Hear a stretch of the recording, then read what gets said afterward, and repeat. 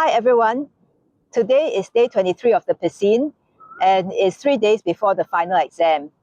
Everyone is either focusing on the bigger square project, also known as BSQ, or try to beef up on basics in order to prepare for the exam.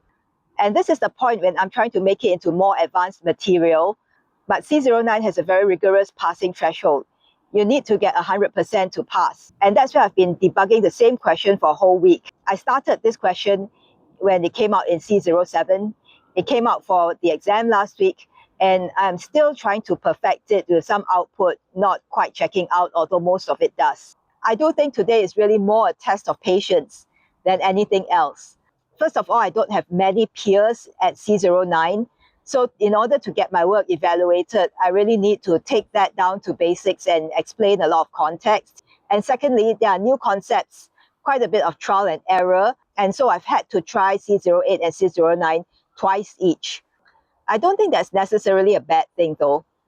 At some point, the learning curve is going to get steeper, but I think it's worthwhile. I really love to progress onto C10 because that's when you start recreating programs and that's when everything starts coming all together. So for me, it's not necessarily about competing in terms of how high I'm able to get to. It's just I want to see some progress in terms of being able to handle more and more complexity. And I think that will pay some dividends during the exam as well.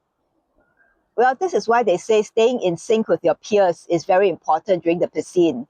You have to be able to explain code to people at all kinds of levels. And you also need to be willing to step back and evaluate the work of peers who are both ahead of and behind you.